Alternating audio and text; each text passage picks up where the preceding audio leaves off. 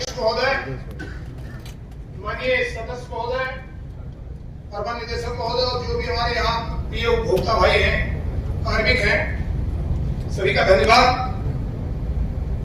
आज जो बिजली दर की सुनवाई माननीय प्रधानमंत्री जी के क्षेत्र में आयोजित की गई है, निश्चित तौर पर बहुत अहम है और ऊर्जा सेक्टर के लिए बहुत ही महत्वपूर्ण निर्णय लेने की जरूरत है। वर्तमान में प्रदेश का ऊर्जा सेक्टर बहुत ही विषम परिस्थितियों से गुजर रहा है। ऐसे में हमको आपको सभी को नीति निर्धारण सही तरीके से करके प्रदेश की जनता को विकास के रास्ते पर ले जाने के लिए सही और उचित निर्णय लेने की जरूरत है।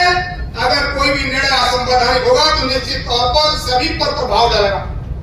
महोदय, आज इस ARR की चर्चा हम करने जा रहे हैं। अगर पूरे प्रदेश की ARR की बात करें तो लगभग 1,12,865 करोड़ का ARR है और वहीं में अगर उत्तर प्रदेश के पूर्वांचल की बात करें तो लगभग 24,200 करोड़ का ARR है। 15,166 करोड़ का रेवेन्यू आएगा पूर्वांचल विद्युत वितरण निगम से और जो वितरण हानियां है वो 16.23% पर प्रस्तावित करके जिसके आधार पर प्रदेश के उपभोक्ताओं की बिजली दरों में लगभग 45% की बढ़ोतरी का प्रस्ताव पावर कॉर्पोरेशन द्वारा विद्युत नियामक आयोग को सौंपा गया और आज उसी पर यह आम जनता की सुनवाई होने जा रही है। अगर ये प्रस्ताव पास होता है तो निश्चित तौर पर प्रदेश की जनता प्रधानमंत्री जी का क्षेत्र, मुख्यमंत्री जी का क्षेत्र, ऊर्जा मंत्री जी का क्षेत्र इसी कंपनी में आता है और प्रदेश की गरीब जनता को लाल टेनिंग में ले जाने से कोई नहीं बचा पाएगा। लाल टेनिंग में ले जाने के लिए अगर आप इस सरकार की बिजली दरों में बढ़ोतरी का प्रस्ताव लेंगे, नहीं चलने देंगे। प्रस्ताव नियम के अनुकूल होगा तो चलेगा, नियम के विपरीत होगा तो नहीं चलेगा।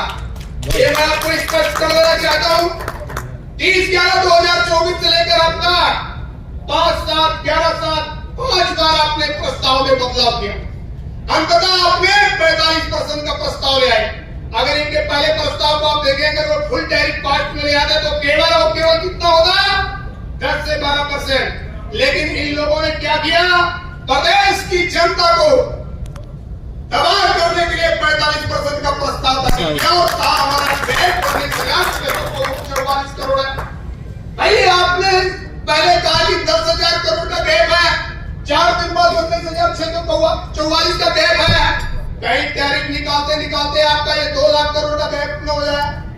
अभी तो टैरिफ की प्रक्रिया चल रही है ना, तो इस प्रकार की अनावश्यक आंकड़ेबाजी में प्रदेश की जनता को तबाह करने की कोई भी कोशिश करेगा तो निश्चित तौर पर नाकामयाब होगा।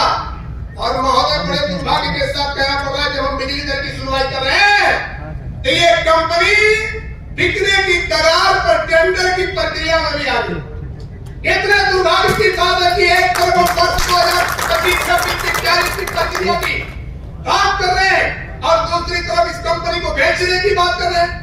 आज ये तो हमारा आपका सौभाग्य है, हमारी आपकी एकजुटता नहीं थी। आप अडानी का प्रतिनिधि बैठा होता है एमडी साहब के पास, या अडानी का प्रतिनिधि मंजूर नहीं है। महोदय, मैं आपको बताना चाहूंगा, सबसे पहले मैं आपको स्पष्ट कर देना चाहता हूँ, सभी को पता है कि प्रदेश के उपभोक्ताओं का बिजली कंपनियों पर 33,122 करोड़ सरप्लस निकल रहा है। अगर सरप्लस निकल रहा है तो प्रदेश के उपभोक्ताओं की बिजली दरों में 45% कमी होना चाहिए। इन्होंने कमी न करके बढ़ोतरी का प्रस्ताव दिया। देश का कोई भी कानून बिजली दरों में बढ़ोतरी की इजाजत नहीं है ना, और अगर यहाँ संवैधानिक प्रस्ताव आए हैं तो इसकी इजाजत हम नहीं, पूरी प्रदेश की जनता नहीं देगी और जनता से बड़ी सरकार नहीं होती। हम सरकारें बनाते हैं और उठाते देते हैं, इसलिए हमारी बातों को नियम कानून की कड़ी बनाया। महोदय, आप देखिए कि जो हम बिजली दर की खरीद कर रहे हैं, लगभग 1,62,000 करोड़ की बिजली दर खरीदने की बात करें, 86,958 करोड़ उसकी लागत आएगी।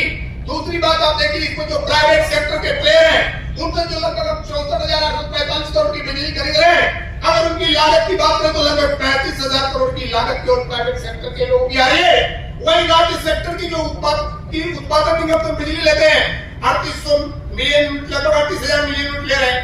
एनटीपीसी से 22,000 मिलियन यूनिट ले रहे हैं और अगर दोनों का रेशियो निकाल लें तो लगभग उतनी ही बिजली हमको दोनों सेक्टर से 5,000 करोड़ सस्ती मिल रही है।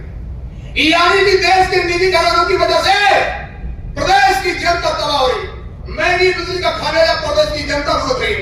इस पर भी हमको आपको विचार करना होगा। कहते हैं 1,10,000 करोड़ की कंपनियां घाटे में है, बिल्कुल 1,10,000 करोड़ के घाटे में। प्रदेश के उपभोक्ताओं का बकाया कितना है आपके ऊपर?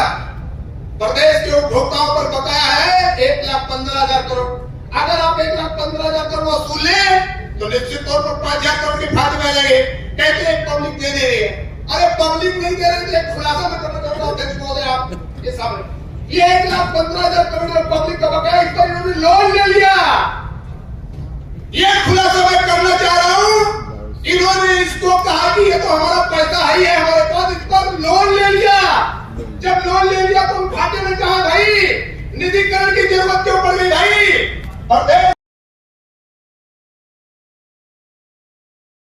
इस चैनल को ज्यादा से ज्यादा लोगों तक शेयर करें ताकि उन लोगों को भी सूचनाएं आसानी से मिले, और जो लोग अभी तक इस चैनल को सब्सक्राइब नहीं किए हैं वो लोग सब्सक्राइब कर ले, जिससे जो भी सूचना आप तक सबसे पहले बहुत आसानी से पहुंच जा सके। आपको एक नया कनेक्शन देने के लिए ढूंढने पड़ेंगे, कस्टमर ढूंढने पड़ेंगे, नहीं मिल पाएंगे आपको। इस वृद्धि को मैं सिरे से खारिज करता हूं। महोदय कृपया इन सभी बातों को बहुत धैर्यपूर्वक आप लें। आप आज हमारे साक्षात शंकर भगवान के रूप में बैठे हैं, जज के रूप में बैठे हैं। 1% की वृद्धि भी मान्य नहीं होगी और होनी भी नहीं चाहिए। मैंने बिजली का बिल देखा है सब्सिडी वाला, 9,100 रुपए से ज्यादा सब्सिडी बिल में संभव नहीं है, लेकिन उसकी बिल में सब्सिडी आ रही है 23,000 कुछ रुपए की। आपके बिलिंग में त्रुटि नहीं है, 100% की त्रुटि है। स्मार्ट मीटर लगा के विभाग तो और स्मार्ट हो गया। जिन घरों में 500,000 रुपए का बिल नहीं आता था वो 5-5 हजार रुपए के बिल लेके आपने घूम रहे हैं। कोई भाई यहाँ पे आया हुआ है लेके बिल तो खड़ा हो जाए, सिर्फ जो स्मार्ट मीटर की वजह से 5-7 हजार रुपए का बिल लेके आया हो। आप है खड़े हो जाओ, शर्मा क्यों रहे हो यार, सपोर्ट तो करो। इनके पूरे गांव में जहां 500-500 रुपए का बिल नहीं आता था, 5-5 हजार रुपए के बिल आने लगे। स्मार्ट मीटर में क्या ऐसी व्यवस्था कर दी गई है? और जिनके पैसे दिए गए हैं, भुगतान हो चुका है, उनका मीटर खुद से बंद हो जा रहा है। ये जीएमआर से मिली भगत है।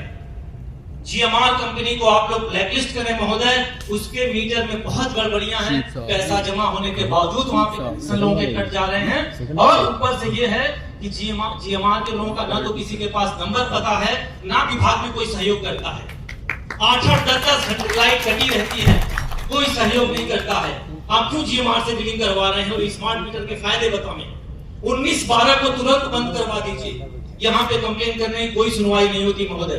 300-400 केस, इतने केस तो रोज आते हैं। महोदय आपसे पुनः विनम्रता पूर्वक अनुरोध करता हूँ, मेरे पास 10-12 लिस्ट बने हुए हैं जिनको मैं कह सकता हूँ कि ये अगर हो जाएं तो बुनकरों को पैसा, मतलब उपभोक्ताओं को पैसा वापस देना पड़ेगा, बिजली सस्ती करनी पड़ जाएगी। एक उदाहरण के रूप में बोलता हूं महोदय, जिनके कमर्शियल कनेक्शन है 20 किलोवाट के, जिनके 20 किलोवाट के कमर्शियल कनेक्शन हैं, उनसे सोलर 100 किलोवाट लगाने की अनुमति क्यों नहीं है? विद्युत विभाग तो उनसे 3 रुपए 16 पैसे में बिजली खरीदता है। बाई बैक जब करता है कमर्शियल विभाग से, तो आप 5 रुपए 20 पैसे में क्यों बिजली खरीद रहे हैं? 3 रुपए 16 पैसे में हमसे बिजली लीजिए, हमें सिर्फ परमिशन दे दिए। मैं नियामक आयोग के सामने सर झुका के बोलता हूं कि कृपया जो कमर्शियल कनेक्शन जिनके घरों में है 5 किलोवाट के, 10 किलोवाट के, अगर क्षमतावान है, उनके पास पैसे हैं, तो उनको 100-150 किलोवाट सोलर आप लगाने दीजिए। हम बिजली विभाग को भेज देंगे। 3 रुपए 16 पैसे में तो आप ले रहे हैं, 5-6 में आप खरीदते हैं, तो आपका परचेज भी बच जाएगा। और जिन महोदय ने अभी डायस से प्रस्तुति दी है, उस पूरे विभाग को खत्म करिए, क्योंकि ये पूरा विभाग सिर्फ ये चाहता है कि वो उपभोक्ताओं की जेब से कैसे पैसे निकाले जाए। ये कभी नहीं सोचता कि हमारे विभाग से विद्युत का दुरुपयोग रोक के, विद्युत की चोरी रोक के, और इंस्टॉलेशन में जो खर्चे हैं उसको रोक के कैसे पैसे बचाए जा सकते हैं। कहने को बहुत बातें हैं, इसी बातों से बात खत्म करता हूँ। धन्यवाद।